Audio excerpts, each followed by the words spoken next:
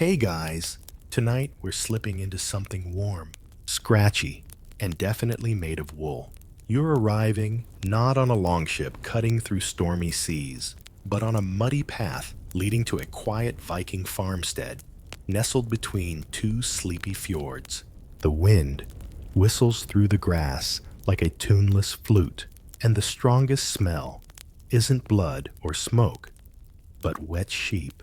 Welcome to the peaceful side of Viking life, where battles are rare, and the only thing you'll be pillaging is a second helping of lukewarm turnip stew. You step over a half-frozen puddle, trying not to trip on a chicken who's clearly judging your footwork. Smoke curls out of the turf-roofed longhouse ahead. Inside, there's warmth, flickering firelight, and about a dozen people crammed into one communal room doing chores, eating stew, arguing about the weather, and occasionally stepping on each other's cloaks. You, dear traveler, are here to live the woolly, muddy, snore-filled Viking dream. So, before you get comfortable, take a moment to like the video and subscribe, but only if you genuinely enjoy what I do here. And if you're listening from somewhere interesting, drop your location and local time in the comments. It's oddly soothing knowing where we all drift off from. Now, dim the lights, maybe turn on a fan for that soft background hum, and let's ease into tonight's journey together. The first thing you notice is the cold. Not the dramatic, biting cold of cinematic Viking raids, but the kind that sneaks through your boots and tickles your ankles like a passive-aggressive ghost. Your host, a weather-beaten woman named Astrid, notices you're shivering and throws a rough-spun wool cloak around your shoulders. It smells faintly of goat and strongly of someone's armpit. But hey, warmth is warmth. The longhouse is a single open room. The ceiling low enough that the taller guests frequently meet the rafters with their foreheads. There are carved wooden beams, a central hearth, and raised sleeping platforms along the walls. On those platforms, people snore, murmur, and occasionally swat at invisible flies. Sheepdogs stretch, chickens cluck indignantly, and somewhere near the door, a baby coos like a bored owl. Viking farm life, as it turns out, is less about swordplay and more about scheduling. You're immediately roped into the morning routine, which starts at the sleepy hour of whatever time the rooster decided, and includes fire stoking, animal feeding, and hauling water from a well that's never conveniently close. You tiptoe around sheep clustered near the house, their wool thick and matted from last month's rainstorm. They're not majestic animals. They're more like grumpy clouds on legs. Still, they're prized like treasure around here because warm wool beats cold metal any day. Historians still argue whether the Viking trade economy relied more heavily on silver or wool products, but there's no doubt that for the average farmer, a well-fed sheep was worth more than an angry king. Astrid shows you how to greet a sheep properly. Hint, it involves a lot of cooing and zero eye contact. She hands you a wooden rake and gestures toward a patch of slushy field. Your job is to herd the sheep uphill so they can nibble on the mossy bits that haven't yet frozen. You slip once, curse under your breath politely, and a sheep stares at you like it just filed a complaint with management. Up on the hillside, the air is clearer, crisper. Your breath fogs as you follow the flock, the clang of bells tied to their necks echoing softly. It's almost peaceful. You hear the far-off call of a raven and wonder if Odin's watching or if he's too busy knitting with Frigg today. Because yes, even Norse gods needed a hobby. The view from the ridge is nothing short of stunning. Snow-dusted pines rise like shaggy guards around the valley. Smoke threads out from scattered homesteads below. Somewhere, Someone is singing a lullaby with only two notes. You pause, resting on your rake, and feel the kind of silence that's not empty but full. You trudge back with the flock as the sun begins its lazy descent. A toddler runs past wearing a tunic 3 sizes too big, trailing crumbs and confidence. A grizzled old man nods at you approvingly, then sneezes directly into his beard. Inside, Astrid sets out thick wool socks for the night, none of them matching, all of them warm. She shows you a spot near the fire where you can sleep later, right next to a very flat goat who's taken up permanent residence on a mat. She's friendly, Astrid assures you. The goat farts and settles deeper into the straw. As the light fades, so does the buzz of activity. People sit on low stools, repairing cloaks, untangling yarn, or just staring into the fire. You sit down too, wrapped in a blanket that smells of smoke, sheep, and possibly onions. And for the first time all day, you feel still. Here, in this quiet corner of history, no one cares about conquest or glory. They care about dry boots, decent porridge, and whether the sheep have wandered off again. It's not cinematic, but it's oddly lovely. You wake up to a dull thunking noise, like someone rhythmically hitting a cabbage with a wooden spoon. It takes a moment to orient yourself. You're lying on a bed of straw, your knees bent at odd angles, and your head is resting against what you slowly realize is not a pillow, but the extremely patient side of a goat. She snorts once in acknowledgement, then goes back to sleep. Outside, the gray light of early morning seeps through cracks in the longhouse walls. A rooster performs what can only be described as interpretive screaming somewhere off to the left. You're tempted to roll over and return to the safety of your goat pillow, but the thunking continues. With a sigh and a crackle of stiff joints, you rise. The thunking turns out to be a young man named Bjorn, attempting to split frozen cow dung for kindling. Good for fires, he says proudly, holding up a half-frozen patty like a prized biscuit. You nod and say something polite, resolving silently never to look directly at the fire again. Today is Wool Day. Again.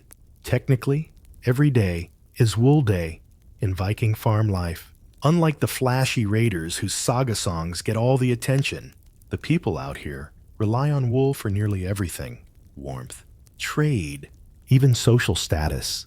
The finer the wool, the higher the bragging rights. There's a whole mini economy in wool. And you, lucky guest, are now part of it. Astrid hands you a herding staff and points to the same soggy hill you visited yesterday. The sheep are already ambling up, bells jingling, tails twitching. Keep them moving, she instructs, but gently. If you shout, they sulk. You nod solemnly, feeling like a wool-bound samurai. The landscape is quiet, but never silent. The sheep cluck and baa. The wind combs the grass, and far in the distance, you can just make out the clatter of wooden wheels. Somewhere, someone's ox cart has hit a rut again. You hum softly, the same tune a local girl sang while spinning yarn the night before. You don't know the words, but the melody is oddly hypnotic. As you guide the sheep across the ridge, Astrid catches up to you and explains how their wool is sheared in spring, washed in cold river water with no small amount of yelling, and then brushed with teasels, those spiky, thistle-like plants that look like nature's hairbrush. Gets the tangles out, she says, holding up a fistful of wool with more knots than sense. Historians still argue whether Viking-age Scandinavians developed their famous trade routes primarily to offload fish, furs, or wool. What we do know is that wool garments from Norse territories turned up as far away as Byzantium, and in some cases, the dyes used, like the rich blue from woad, were worth nearly as much as the fabric itself. By late morning, you're feeling oddly connected to your little herd. You've named 3 of them, Puddle, Elbow, and Greg. Greg in particular, follows you around like an awkward intern.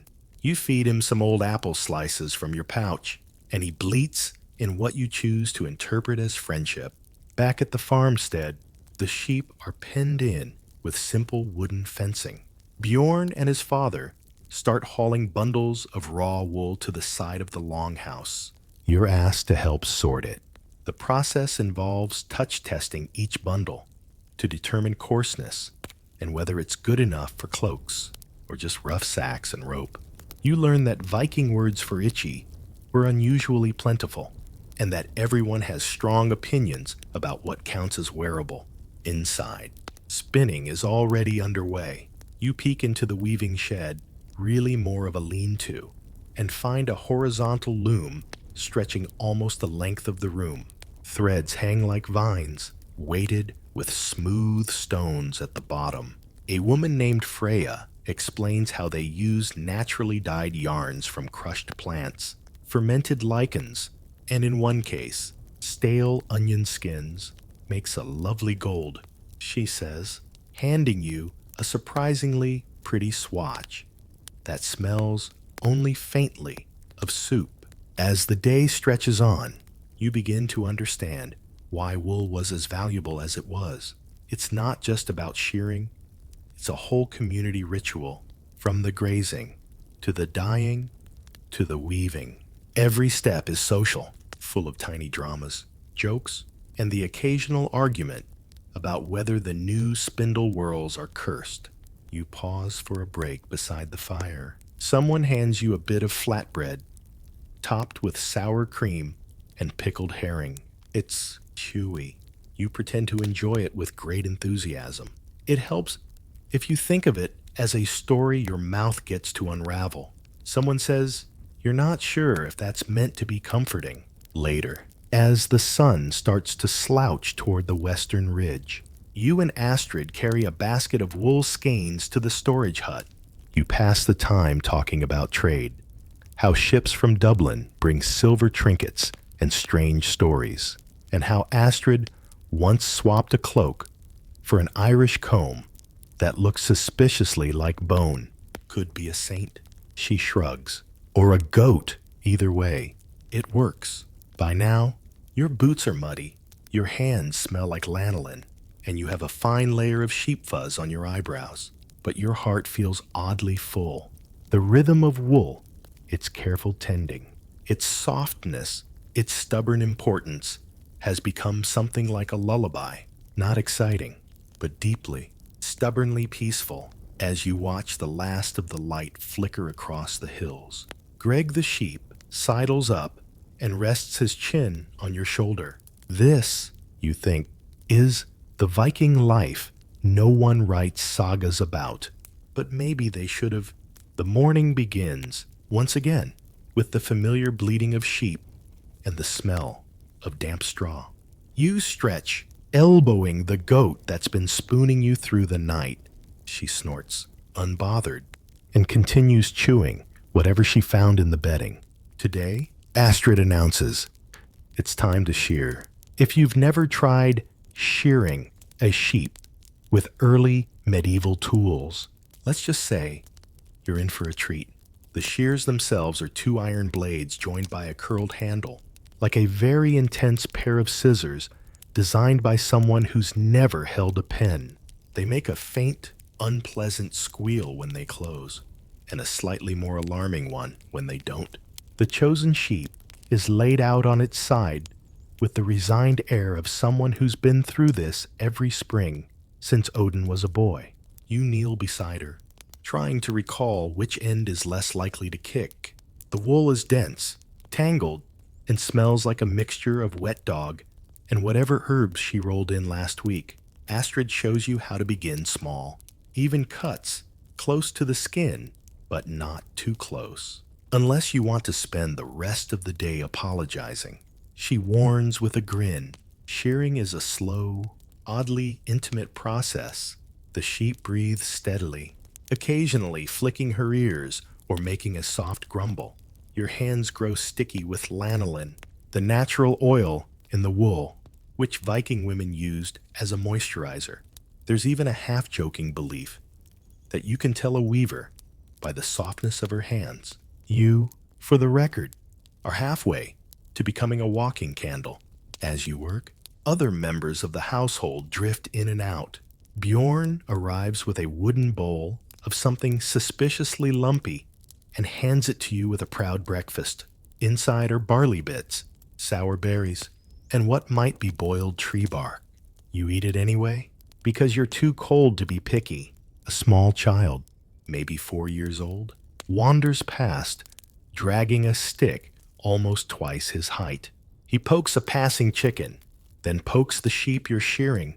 The sheep makes a sound like a deflating accordion, but otherwise does not protest. He's practicing leadership.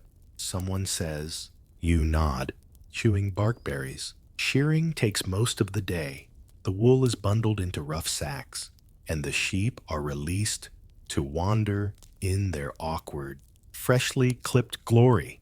Greg looks particularly offended, like someone shaved his personality along with his fleece.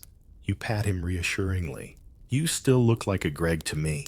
In the afternoon, you help Astrid sort the sheared wool into grades.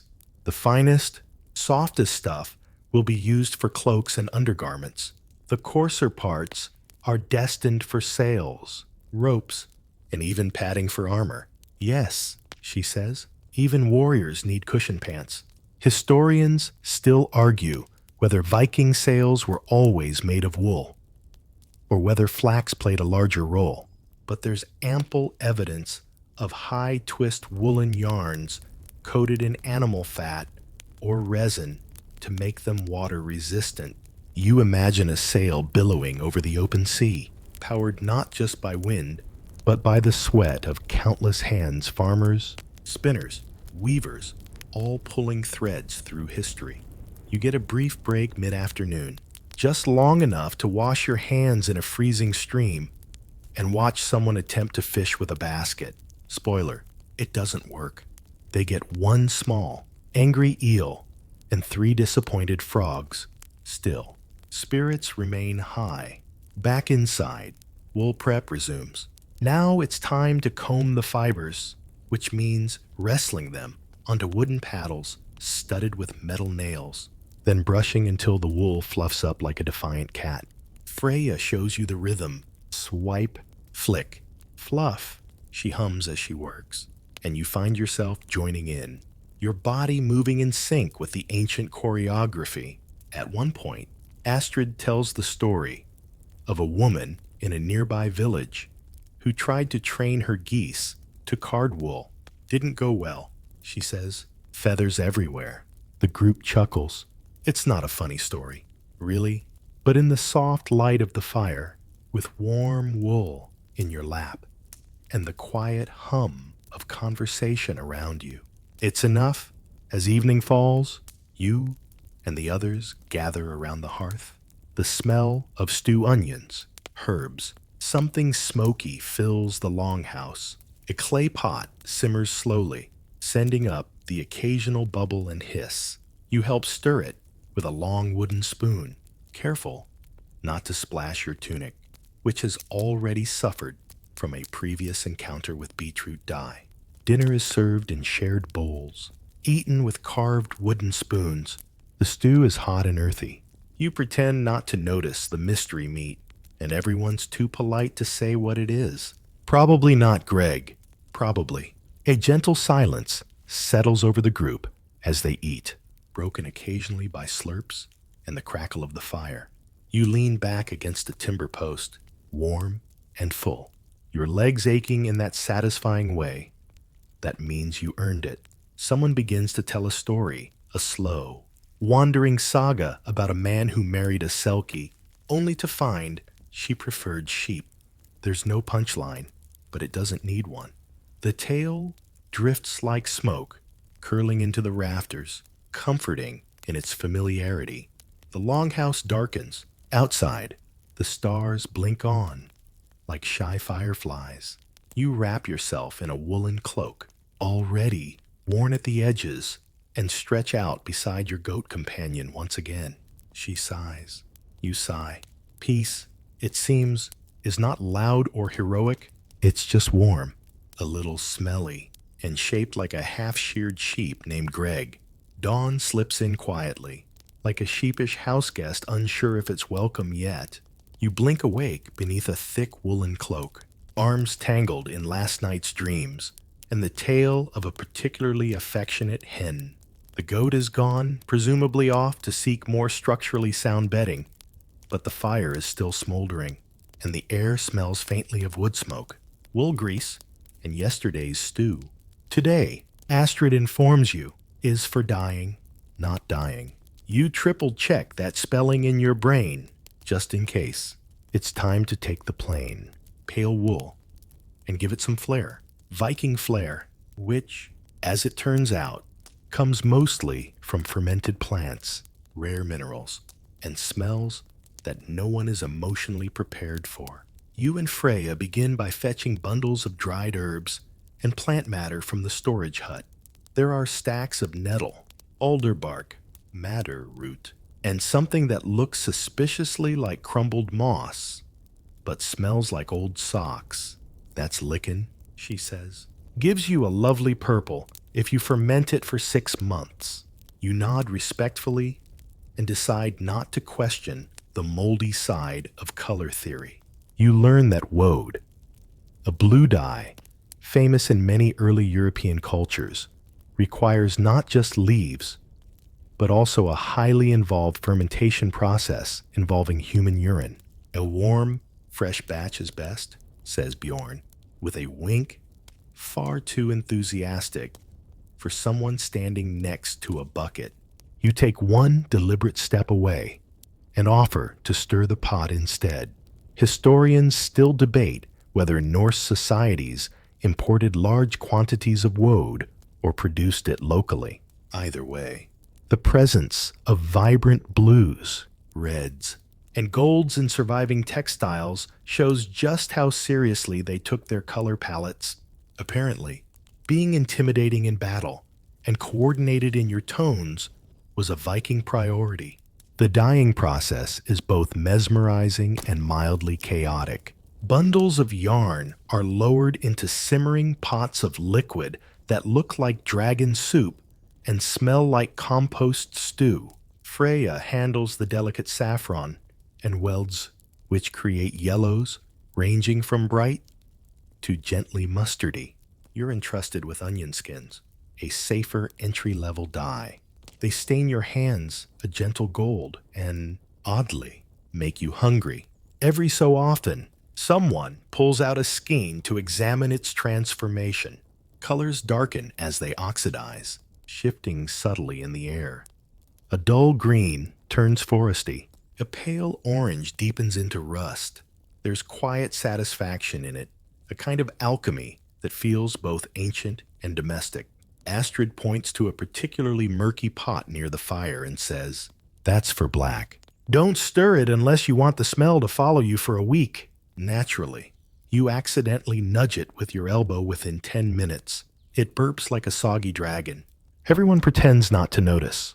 You pretend you're invisible. While waiting for the yarns to steep, you help Bjorn hang the freshly dyed skeins across a wooden rack outside the longhouse. The wind lifts them gently, and they sway, like prayer flags, bright against the gray sky. You step back to admire the result. Rows of red, green, gold, and indigo fluttering like captured sunlight. Bjorn tells you how dyes were once a form of social code. Some colors were reserved for special occasions, others for chiefs or merchants wealthy enough to import exotic materials. If your tunic was bright blue, he says, people assumed you had friends in distant places, or very creative accounting. You chuckle. It's easy to imagine status parades determined by tunic hue, a sort of ancient runway show, where the sassiest strut belongs to whoever fermented the boldest pink. Greg, the sheep, wanders past at this moment, still half-shorn and looking like a mismatched sock. You salute him. By late afternoon, the air around the longhouse smells less like farm and more like a medieval apothecary earthy, spicy, vaguely alarming. You take a short break, sipping something warm and herbal that Freya swears improves creativity. You don't feel more creative, but you do spend 20 minutes talking to a rock with unusual confidence. A small storytelling circle forms near the hearth again. Today's tale involves a cunning dye trader who tried to pass off beetroot red as royal Tyrian purple. His cloak ran in the rain, Astrid says, and he turned into a walking radish. Laughter bubbles up around the group. It's the kind of story no one quite believes, but everyone enjoys pretending to. As dusk drapes itself over the village, the dyed yarn is collected and twisted into skeins. You help carry them to the weaving room, where they'll be used in cloaks, belts, and patterned wall hangings. Each skein is soft in your hands, still faintly warm from the fire, carrying whispers of onion skin, lichen, and the ancient knowledge that color is never just decoration, it's memory. Before sleep, you wrap yourself in one of the newly dyed cloaks. It's rough, but warm, and dyed a gold so rich it seems to glow in the lamplight. You settle down beside the hearth, the fire crackling low. Your goat friend, once again, curled near your feet. Outside, the dyed yarn flutters gently in the breeze. It's a slow dance, not unlike the pace of life here, purposeful, deliberate, and stained with the vibrant quiet of tasks that have been repeated for centuries. And just before you drift off, you think, maybe tomorrow, you'll try purple.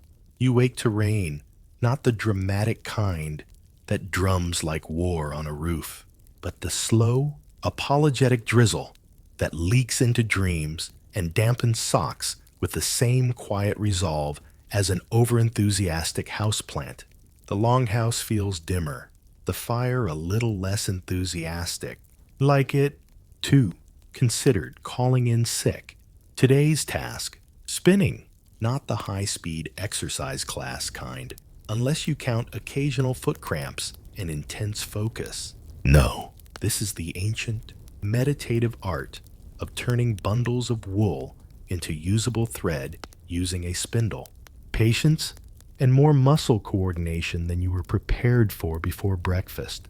Freya hands you a drop spindle, a carved wooden shaft with a whorl on one end, elegantly simple and deceptively tricky.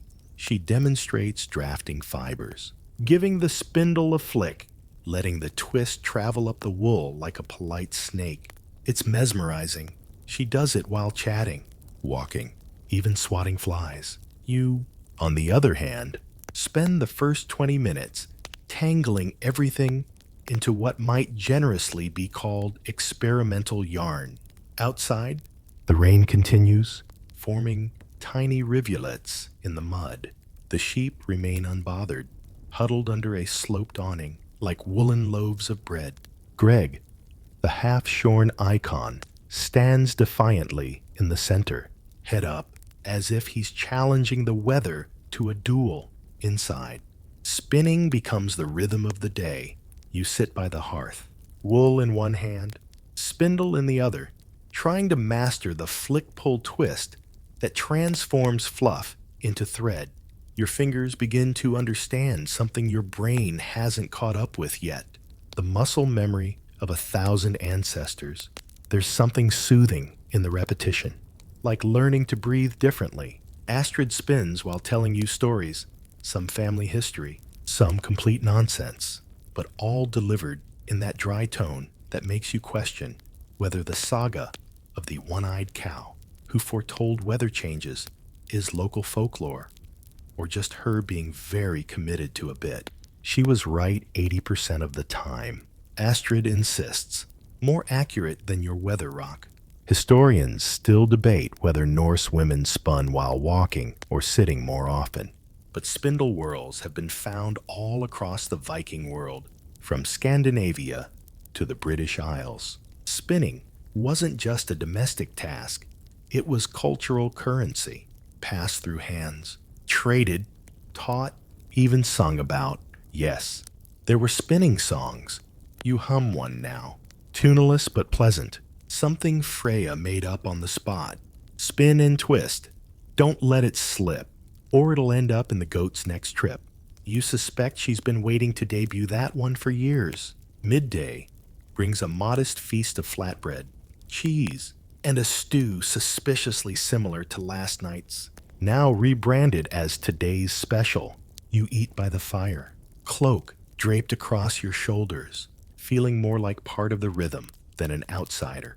The rain softens, then returns harder, then softens again, like it's still making up its mind. Later, the weaving frame is brought out a large, upright wooden loom propped near the back wall. Freya explains the warp and weft in patient tones while your brain tries to remember which is which. Warp is vertical, like the warp of a ship's mast. Weft is what weaves through, like a story threading a memory. You try your hand at it, clumsily at first. The shuttle slips, the tension is off. You unpick a few crooked rows and start again. Soon, you find a rhythm. Over, under, beat it down. Over, under, beat it down. The wool you dyed yesterday slides into place, brightening the cloth. Threads of saffron yellow and lichen purple meet madder red and mossy green. It's chaotic. It's beautiful. Bjorn passes by and chuckles. Looks like the forest sneezed on your weaving. You bow graciously. Nature, chic. You reply. He nods. Bold. Evening settles in without announcement. The longhouse grows warmer as the fire picks up again, and spinning turns into storytelling, then song. Someone brings out a lyre, its strings soft and lulling. The music isn't showy. It wanders like smoke, curling through your chest, tugging at the weight in your shoulders and untying it gently. You catch yourself smiling for no reason at all. In the corner, Freya folds the beginnings of your first woven square. It's not perfect. The tension's a bit wild. The colors argue slightly. And there's a section where you clearly got distracted by Greg trying to jump a fence. But it's yours. And in this world, that means something. Before sleep, you return your spindle to its little cloth pouch, hands slightly raw but proud. The rain has eased. You sit by the longhouse door for a moment, watching mist rise from the wet grass. The dyeing rack's empty now, but still stained with yesterday's colors. One of the children ambles past with a cup of milk and offers you a sip. It's warm, faintly sweet, and possibly half-goat, but comforting all the same. You thank him. He nods solemnly, says, "Your wool smells less weird now," and disappears into the shadows.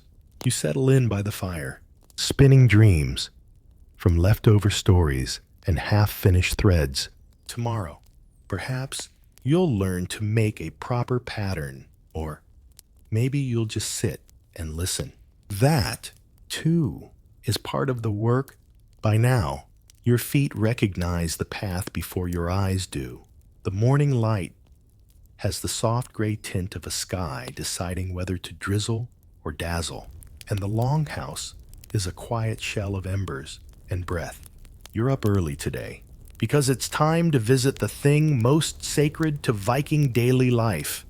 No, not the longboat, the kitchen, or, more accurately, the hearth area where food is prepared with a fascinating mix of precision, superstition, and whatever the goats didn't eat. Astrid greets you with a smile and a ladle. Today, you learn porridge theory. You're not entirely sure if she's joking. You don't get a chance to ask, because you're handed a wooden bowl full of soaked grains and told to stir gently. Clockwise only, Freya whispers. Never stir counterclockwise unless you want to anger the stove elf. Again, possibly a joke, possibly not. It's best not to test these things before breakfast. As the porridge simmers with bits of dried apple and a hint of what might be wild honey, the kitchen around you begins to hum with life. Herbs are sorted, root vegetables scrubbed, and a suspiciously bony chicken makes a valiant final contribution to society.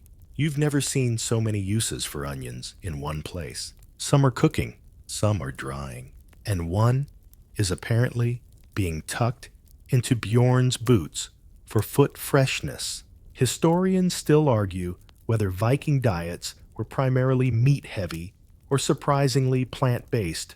Truth is, it varied wildly, depending on region and season.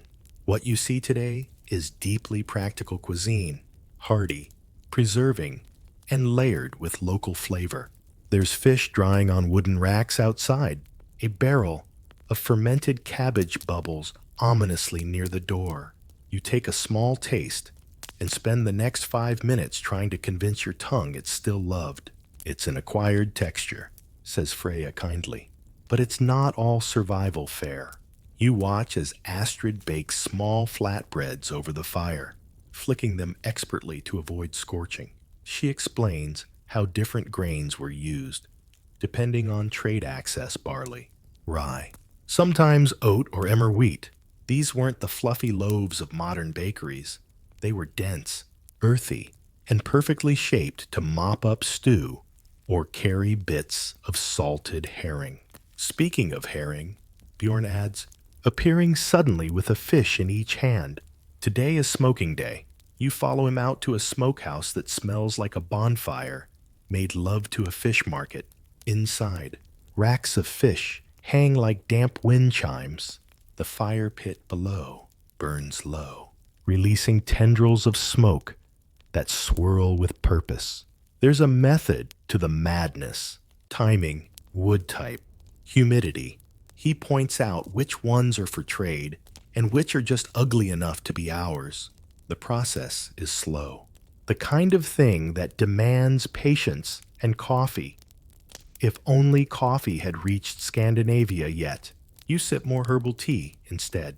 It tastes like mossy mint and stubbornness. As the day goes on, you help prepare the midday meal, which consists of stewed beans with lard, a chunk of dried venison, and fermented milk, served in a cup carved from horn. It's surprisingly good. Or maybe you've just acclimated. Your standards have shifted like a ship in harbor, at first resistant, now gently bobbing with the tide. There's a rhythm here that doesn't quite exist in modern kitchens. No timers beep, no screens light up. Instead, there's instinct, smell, the subtle lean of flame and weight of ladles. You learn to tell when stew is done by the way the bubbles slow. You learn the scent of burning porridge and how to rescue it with a fast scrape and a clever story about smoky flavoring. As dusk draws near, the day's final task begins: cleaning. You scrub wooden bowls with sand and water, dry utensils by the hearth, and sweep the longhouse floor with a bundle of twigs bound by twine. It's satisfying in a way that modern chores aren't. Each task finishes something visible, and each result has a weight, a place. Astrid teaches you how to hang meat to dry, how to tell if fish is turning friendly, and how to keep mice out of the grain stores. Let the cat earn her keep. The cat glares from a rafter, unimpressed. A quiet settles over the house. Evening stew simmers. Someone hums a low tune from a far corner. You sit with your bowl and feel, for a rare moment, like you've earned the meal. There's pride in this kitchen. Not the performative kind, not the Michelin-starred gloss. It's the pride of sustaining, of doing the small things well, of knowing what your family will eat tonight came from your hands and your land. Even the porridge. You lie back near the fire after supper, belly full, and fingers still smelling faintly of smoked fish and wild thyme. A soft rain starts again. The goats shuffle inside. Greg settles dramatically near your head and sighs like an exasperated noble. The night stretches gently before you, and the scent of stew and smoke clings to your hair, like a story not quite finished. The first thing you notice this morning is the sound of hooves, not distant or threatening, just the familiar, clunky rhythm of sheep walking through wet grass, complaining softly about nothing in particular. Greg bleats once, possibly a good morning. possibly a warning. Either way, it's time to get moving. Today is about walking, herding, moving sheep across a landscape that seems too big for woolly legs and yet, somehow, never quite big enough to escape them when they don't want to be herded. Freya hands you a shepherd's staff light, worn smooth with use and slightly chewed at the end. Don't let Greg lead, she says, nodding gravely. He'll take you straight into the river out of spite. So you head out, staff in hand, sheep at your heels, sun rising in a cautious smear across the horizon. The air smells like damp earth and wood smoke. It's quiet, aside from the occasional bleat and the musical clinking of tiny bells tied to the sheep's necks. Not all of them, just enough to create a soft, shifting melody as they move. Vikings weren't just seafarers and raiders. They were pastoralists, deeply tied to the land and the rhythm of their animals. Sheep, goats, and cattle weren't just food. They were wealth, status, clothing, and occasionally dinner guests or threats. It depends on the goat. You walk the animals to higher grazing ground. It's slow going, not because the sheep are slow, but because they are unpredictable philosophers. One moment, they're walking in perfect order. The next, one stops to chew a particularly philosophical dandelion and causes a traffic jam. You gently nudge them with the staff, remembering Freya's advice. Never push, always persuade. Sheep are like toddlers with anxiety, or philosophers with anxiety, or Greg. As you walk, Astrid tells you that sheep paths were often passed down like family heirlooms, unmarked, but remembered. There are faint grooves in the hills, some older than the stones laid around the longhouse. Shepherds knew every twist, every mossy outcrop, every spot where a lamb might vanish behind a bush just to see if you're paying attention. Historians still argue whether Viking shepherds worked in pairs or alone, but from the size of the flock, you're grateful for company. Bjorn shows up halfway through with a carved wooden flute, playing an odd tune that seems to calm even Greg, helps them think we're in control. He says with a wink, the sheep graze in a clearing for a few hours while you rest. You chew on a bit of dried apple, sip water from a leather flask, and lean against a rock, worn into a seat by 1,000 similar breaks. Freya tells you about the ancient practice of counting sheep with rhythm instead of numbers. She begins, Yin, Tan, Tithera, Methera, and you realize you're hearing a version of Old Norse sheep counting still echoed in parts of rural England today. You give it a try and make it to Havera before losing track. The sheep are unimpressed. Clouds drift in, casting slow-moving shadows across the landscape. The light turns silver and soft. A pair of hawks circle high above, disinterested in your woolly charges, but elegant in their disdain. You spend part of the afternoon mending a bit of temporary fencing near the edge of the field. It's simple, just posts and twine and a stubborn sense of geometry, but it gives you time to admire the handiwork of generations who lived with sheep not just as livestock, but as daily collaborators. There's a rhythm here too, observe. Patch, a T, tighten. You even get a compliment from Bjorn, straight enough not to embarrass us. You're glowing. As you lead the flock back down toward the longhouse, the hills seem different. Somehow. Softer, more familiar. You know now where the sheep will pause, where Greg will try to climb a log, where the bells will chime like wind through a harp. You return just before twilight. The sheep file in slowly, some already dozing as they walk. You help secure the gate, pat a few woolly heads, and collapse on a bench by the door with a sigh that feels several centuries long. Dinner is simple vegetable stew, a bit of smoked meat, and bread so fresh it steams in the cool air. As you eat, Astrid continues telling stories from the trail, like the time a ram outwitted an entire village, and ended up mayor. For a day, you assume she's joking. But honestly, Greg is a political creature. Later, you sit outside beneath a rising moon. The stars thick like powdered sugar dusted across the sky. The sheep are quiet. The world is quiet. Even Greg is settled, curled like a loaf of indifference near the barn. Your muscles ache, but it's the kind of ache that comes with purpose.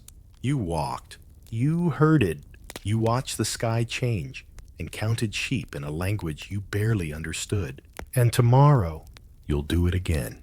Tonight, there's a buzz in the longhouse, not loud, not rushed, but something slow and glowing, like the coals of a hearth just beginning to flare again.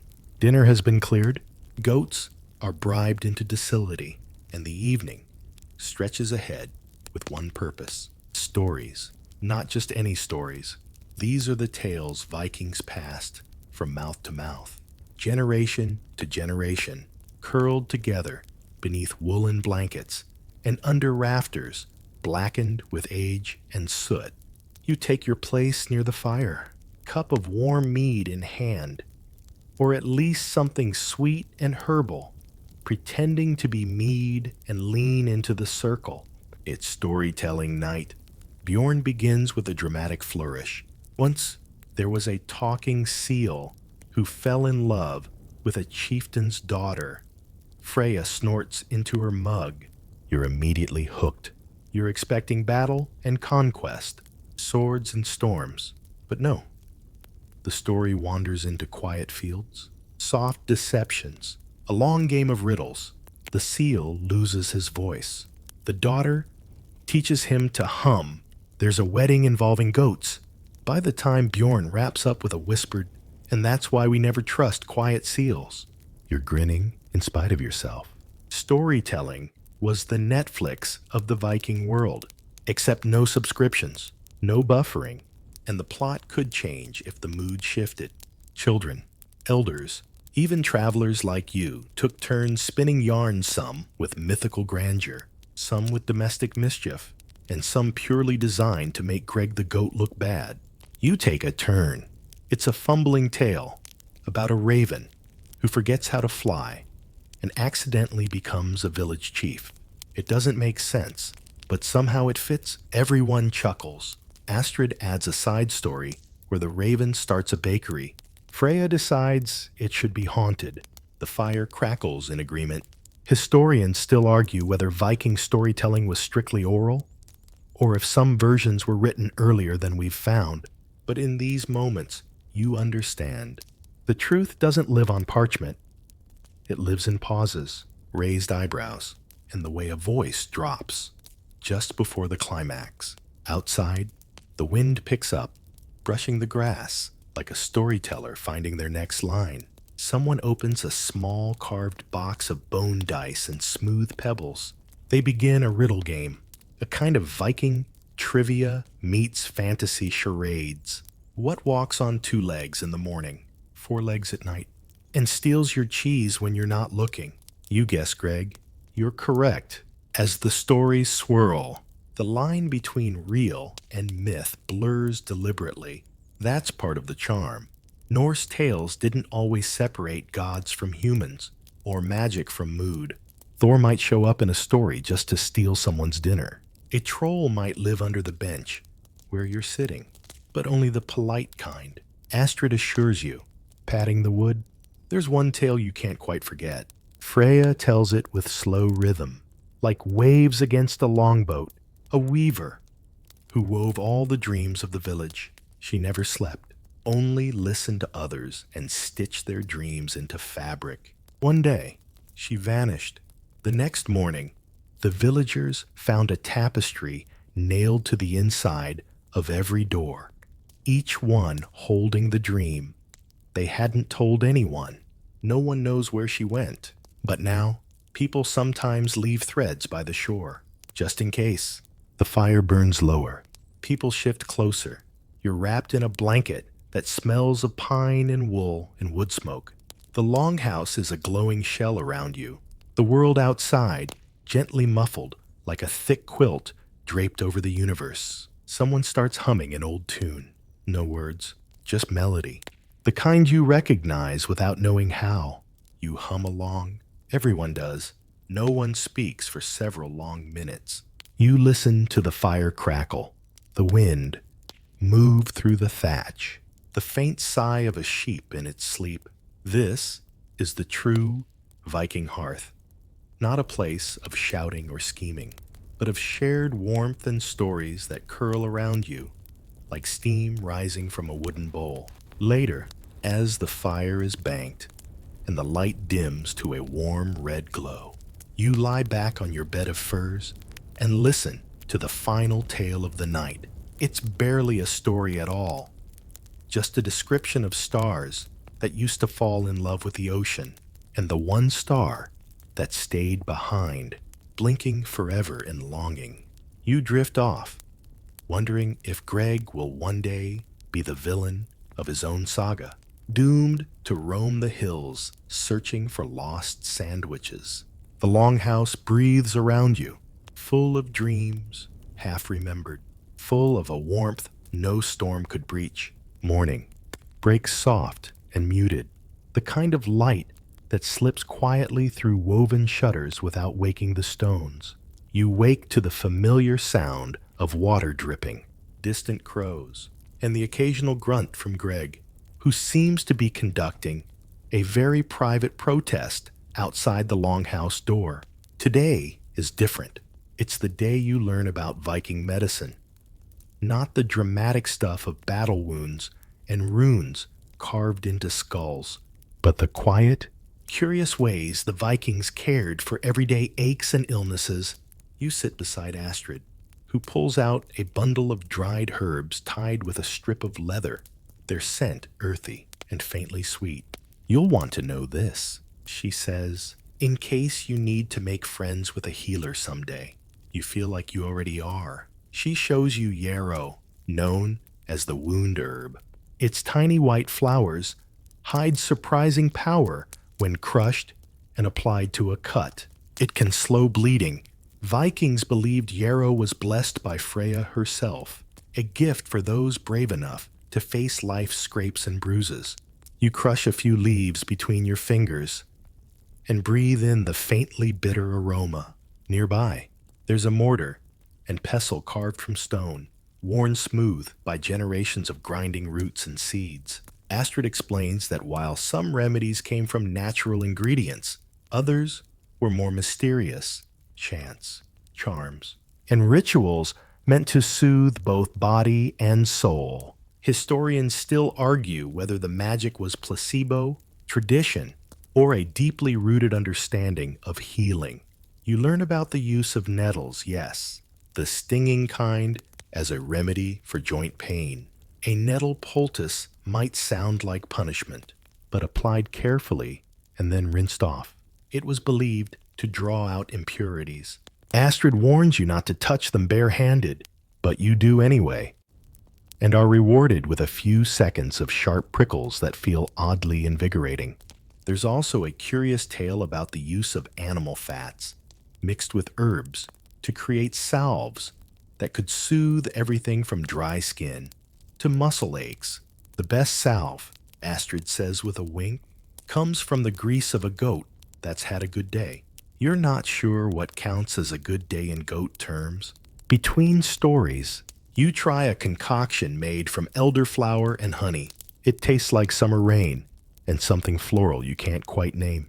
You sip slowly and wonder how many Viking coughs it has soothed. Bjorn appears with a bundle of freshly picked mushrooms. He holds one up, explaining the delicate balance between poison and cure. This one's good for sleep, he says, but this one will send you chasing rabbits in your dreams. You decide to stick to the elderflower tea. There's a gentle debate between the group about the role of runes in healing. Were they purely symbolic, or did Vikings believe the carved symbols had real power? The answer, of course, varies by story and storyteller. As the day progresses, you help prepare a healing poultice for a minor scrape on Greg's leg. The goat looks dubious, but cooperative, perhaps sensing the care behind the odd-smelling paste. You apply it gently, and Greg licks your hand as if to say thanks, or perhaps to make sure you don't try anything else. The sun moves slowly across the sky, casting golden light through smoke-stained windows. You watch the Longhouse family moving between their tasks with a quiet grace. They're not healers in the modern sense, but their knowledge and care is stitched into daily life like the wool in their blankets. By evening, you feel a quiet respect for the way Vikings faced illness, not with panic or fear, but with curiosity, patience, and a touch of humor. After all, if you can treat a sore back with a nettle leaf and a song, maybe healing is as much about spirit as science. You settle by the fire, the scent of herbs lingering on your fingers, and listen as Freya hums a lullaby. It's an old tune, full of hope and rest, weaving perfectly into the slow fading of the day. The morning's light is softer today, filtered through the Longhouse windows as you join the family for a day of simple but essential tasks: food preparation and preservation. You're about to discover the quiet ingenuity behind Viking daily life, things you rarely hear about in stories of raids and longships. Astrid leads you to the smokehouse, a small wooden structure filled with the rich, earthy scent of drying meat and fish. "This is how we keep food through the long winters," she says. The smoke curls around hanging strips of fish and salted meat, slowly turning them into something both durable and delicious. You learn that Vikings used a method called cold smoking, which preserves without cooking the food, locking in flavor while keeping it edible for months. It's an ancient skill that demands patience, care, and an eye for weather conditions, a balance of air, wood smoke, and time. Meanwhile, Freya shows you how to prepare a simple rye bread dough. Rye was the staple grain, hardy and reliable in the northern soil.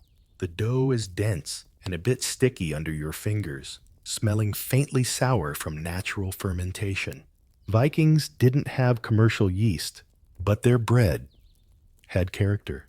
You shape a small loaf and place it near the fire to rise. Bjorn talks about the tradition of storing root vegetables in sand-filled pits. This natural refrigerator kept turnips and carrots fresh through the cold months. You imagine digging up a sweet, earthy root from the dark ground during the bleakest winter day, and think of the quiet joy that must bring.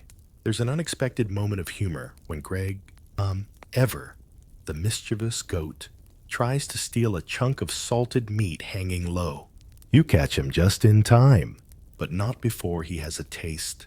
Freya declares him official inspector of the smokehouse, a title Greg accepts with regal indifference. You sip a simple drink made from fermented berries. It's mildly sweet with a faint tang, a Viking equivalent of a breakfast juice. If breakfast juice were made from hard-earned forest fruit rather than oranges, historians still argue whether these fermented drinks were enjoyed daily or reserved for celebrations. But it's clear they played an important role in Viking nutrition and ritual. You watch as Freya skillfully ties bundles of herbs, thyme, dill, and wild garlic for drying. These would flavor food and medicine alike, a reminder of the Vikings' deep connection to the natural world. In the late afternoon, you help hang salted fish on a rack outside, the brisk air helping with the drying process. The sun dips lower, casting long shadows over the fields. The smell of smoke and herbs lingers in the cool breeze. As evening falls, you gather again by the fire to eat the day's simple feast: thick rye bread, smoked fish, and a stew made from root vegetables and herbs. The flavors are humble but satisfying, rooted in the land and the work of many hands.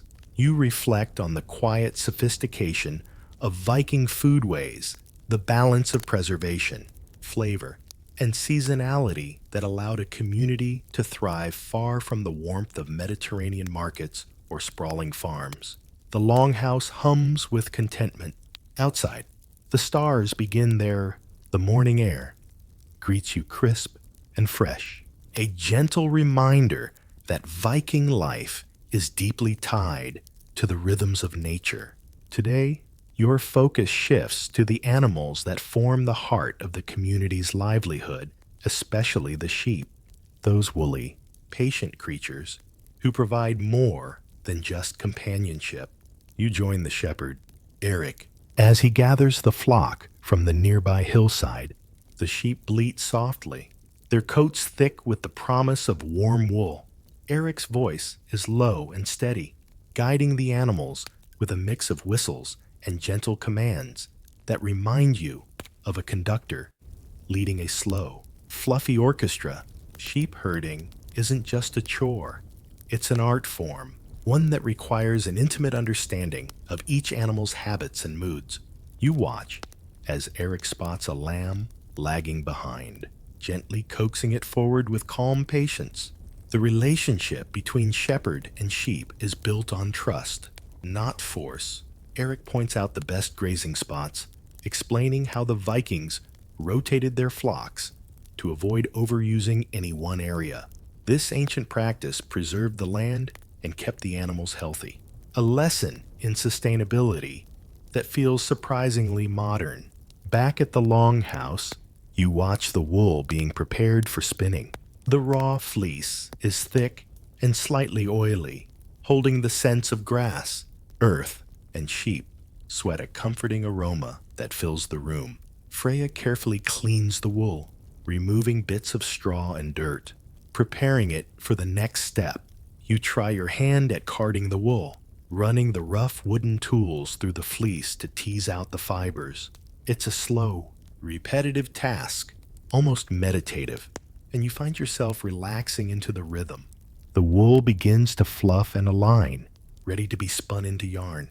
There's a curious tale Eric shares about Viking sheep with double coats, one soft undercoat for warmth and a coarser outer coat for protection. These sheep were prized, their wool perfect for making garments that could stand up to the cold and wet of Scandinavian winters. You learn that Vikings dyed their wool using natural materials like alder bark, onion skins, and lichens, creating muted colors that blended beautifully with the landscape. Bright dyes were rare and expensive, so most clothes wore the colors of the earth and sky. Eric mentions a lesser-known Viking pastime, wool games. These involved tossing balls of yarn or racing to spin the most thread by evening. It was a way to pass long winter nights with laughter and light competition. You imagine Greg, the goat, trying to join in, tangling himself in skeins of wool. Historians still argue whether Viking wool production was mainly a domestic activity or if there were larger, specialized workshops. But here, in this small longhouse, the process feels deeply personal, a thread connecting generations. As the day ends, you watch as Freya knits a simple woolen mitten, her fingers deft and sure. The soft clicking of her needles joins the chorus of evening sounds, the crackle of the fire, the low murmur of voices, and the occasional bleat from Greg. The warmth of the wool, the steady work, and the gentle camaraderie wrap around you like a familiar blanket. You understand why Vikings treasured their sheep not just for what they gave, but for the quiet rituals they inspired. You lie down that night, with the scent of wool and wood smoke still clinging to your skin, feeling the slow comfort of tradition and the steady pulse of life shaped by nature's rhythm. The sun rises gently over the distant hills, spilling soft light into the longhouse as you prepare for a day unlike any other, a deep dive into Viking crafts, especially those that brought beauty and function together in everyday life. You watch with quiet fascination as Freya pulls out a small wooden box filled with beads, bone needles, and scraps of dyed fabric Viking craftsmanship wasn't about grand monuments or flashy decorations. Instead, it was woven seamlessly into daily tasks, from making clothes and tools to creating objects that carried stories. You run your fingers over the smooth surface of a carved bone needle, feeling the care embedded in its shape. Astrid begins to tell you about weaving, a craft that transformed simple wool into the fabrics that clothed entire families. She explains how Vikings used vertical looms, sometimes portable ones, to weave patterns inspired by nature-twisting vines, spirals, and simple geometric shapes that felt both ancient and alive. You learn that weaving was often a communal activity, women working together while sharing stories and songs. It was as much about connection as it was about fabric. There's a quirky little fact about Viking buttons. Many were made from carved bone or antler, and some even served as tiny containers for magical herbs or lucky charms. The idea that your clothes might be quietly warding off bad luck as you go about your day strikes you as both practical and a bit charming. Bjorn shows you a small wooden box, intricately carved with runes. It was a traveler's treasure chest, meant to hold things like coins, medicines, and letters. Vikings took their stories and personal belongings with them, keeping their identity close even when far from home. Historians still debate how much of Viking artistry was purely decorative and how much carried symbolic or ritual meaning. The truth likely lies somewhere between a delicate dance of beauty and belief. You try your hand at weaving a small strip of cloth, fingers fumbling, but determined. The wool slips through your grasp like water, soft and warm. Freya helps guide your hands, her touch patient and encouraging. Outside, the scent of fresh pine mingles with the faint smoke from the hearth. The longhouse feels alive with the quiet rhythm of creation threads crossing, stories unfolding, time stretching slower than you thought possible. There's a pause as Freya holds up a tiny carved figurine, an animal, perhaps a bear or a wolf. It's simple, but full of character, a reminder that even the smallest things can carry meaning. You imagine the hands that made it, the fingers steady and sure after years of practice. Perhaps it was a gift, a good luck charm, or a toy for a child. As dusk falls, the light softens, and the longhouse settles into a gentle calm. You tuck your small woven strip into your pack, a tangible memory of the day's quiet lessons. Before sleep takes you, you hear Astrid's voice softly reciting a traditional weaving song, its melody drifting like smoke through the rafters, a lullaby woven from thread and time. You close your eyes, the texture of wool and wood still vivid against your skin, feeling the slow pulse of a world built on simple, lasting beauty. The morning air feels cooler today, a subtle reminder that Viking life was often marked by the changing seasons and the need to prepare for the colder months. Today, you delve into the quieter, often overlooked side of Viking winter, a time for rest, reflection, and some surprisingly lively social gatherings. You join the Longhouse family as they prepare for a thing, a local assembly that is part lawmaking, part storytelling, and mostly a reason to gather after months of isolation. The Longhouse fills with the scent of smoked fish and fresh bread, the air warm from the fire, and the buzz of quiet anticipation. Thing gatherings were essential for settling disputes, discussing community plans, and passing down stories. But they were also deeply social events, a chance to reconnect after the long, dark winters when travel was difficult and visits rare. You watch as Bjorn, the unofficial bard of the group, tunes his lyre, fingers deftly plucking strings that sound both haunting and comforting. Music was a vital thread in Viking life, both to entertain and to soothe restless minds. As the assembly begins, stories flow easily. Tales of past voyages, clever tricksters, and the mischievous Loki make their rounds, each narrator adding a personal touch. You notice the quiet way these stories change with each telling, weaving together history, myth, and humor. There's a gentle debate over the role of alcohol at these gatherings. While mead and ale certainly loosen tongues, some say Vikings used them to foster peace and community, not just celebration or excess. You try a small cup of mead, its sweetness mellow and warming, feeling the way it gently loosens the edges of your thoughts without dulling them. Greg, ever curious, sniffs at the cup and promptly decides it's not for goats. There's a fascinating tale about the snowblind ritual, where participants would stare into the bright snow to provoke visions, a kind of natural meditation or trance. Historians still argue whether this was a serious spiritual practice or a playful dare among friends. Outside, the snow falls softly, muffling sounds and wrapping the world in quiet white.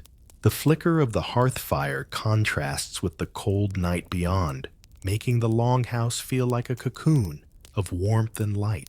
As voices rise and fall with the stories, you feel a profound connection to this ancient ritual, a reminder that even in the harshest seasons, community and storytelling were lifelines. You settle in close, the gentle hum of conversation blending with the crackling fire, and for a moment, time feels as soft and endless as the snow outside. The dawn breaks with a pale light that filters softly through the longhouse windows, inviting you into another day, shaped by Viking traditions. Today, you're drawn into the quieter rhythms of family life, those moments of connection and care that form the unseen backbone of this bustling community. You start by joining Freya as she tends to the children, teaching them simple songs and games that have been passed down through generations. These aren't just distractions. They are carefully woven lessons about history, nature, and social roles, all wrapped in playful laughter. You notice how the children mimic adult tasks in their games, pretending to shear sheep, spin wool, or even lead imaginary trading expeditions. It's a gentle introduction to the responsibilities they will one day shoulder. A slow but steady shaping of identity. The topic shifts to Viking naming customs, which are surprisingly personal and meaningful. Names often reflected nature, traits, or family history. Bjorn means bear, and Astrid translates to beautiful goddess. Sometimes nicknames stuck for life, like Eric the Red, who earned his fiery moniker from his hair and temper. There's a quirky fact about Viking pet names, too. Animals often had nicknames just as playful and affectionate as humans. Greg, the longhouse goat, might be called Little Trouble or Whiskers when no one's looking. You observe how daily life balanced work with moments of gentle care. Freya shows you how they prepare simple herbal remedies for minor aches or colds, blending plants like chamomile and yarrow, a tradition steeped in knowledge passed from mother to daughter. Historians still debate how widespread formal education was among Viking children. Most learning came from hands-on experience and storytelling, though some elite families might have taught reading runes and poetry. As the afternoon stretches on, the family prepares a simple meal together, each person taking a small role, from gathering firewood to washing vegetables. It's a choreography of cooperation, underscored by quiet conversations and shared smiles. You feel a deep sense of belonging in these moments, a soft thread weaving you into the fabric of this ancient community. It's not the grand tales of conquest or exploration, but these gentle, everyday scenes that bring Viking life into vivid focus. As twilight approaches, you sit by the fire, watching the flames flicker and dance. The warmth is comforting, the air thick with the aroma of herbs and smoked fish. You realize that the peace you found here is not just in the stillness, but in the shared rhythms of life and love. The final light of day fades slowly, wrapping the longhouse in a deepening quiet that invites you to reflect on the journey you've shared with this Viking family. The fire burns low, its warmth steady and reassuring as shadows play gently on the wooden walls. Tonight, the longhouse feels more like home than ever, a space alive with whispered stories, soft laughter, and the subtle rhythms of life passed down through generations. You find yourself sinking into the calm, carried by the familiar scent of smoke, wool, and earth. The family settles into their evening routine. Astrid carefully tends the hearth, stoking the fire just enough to keep the chill at bay, while Freya lays out a simple meal, a bowl of porridge sweetened with wild honey, fragrant with a sprinkle of dried berries. The modest meal feels like a feast in this warm, intimate setting. Bjorn softly hums a tune, his lyre resting in his lap, as his voice drifts over the crackling flames. The melody is gentle, a lullaby of sorts that weaves through the quiet like a comforting breeze. You feel your breathing slow, matching the soothing cadence of the song. You think back to the stories shared, the laughter over wool games, the quiet care in every task, and the deep connections between people and nature. The Viking world, often painted with bold strokes of battle and conquest, reveals itself here in its softer hues, moments of peace, creativity, and community. There's a stillness now, a kind of sacred pause that invites rest. You imagine the family preparing to sleep, the longhouse settling into silence, except for the occasional rustle of fabric or a soft sigh. Outside, the night is cool and still, the stars bright against the velvet sky. As your eyelids grow heavy, you carry with you the warmth of this place, the gentle stories, the slow weaving of lives, and the quiet strength found in simple, shared moments. Rest easy now, knowing you've glimpsed a side of history rarely told but deeply felt. As you drift toward sleep, feel the steady pulse of this ancient world calm, connected, and enduring. Let the gentle crackle of the fire and the soft melodies of the lyre fade into the background of your dreams. The longhouse stands quiet now, but the stories live on in the warmth of the hearth and the rhythm of your breathing. Rest well, sweet dreams.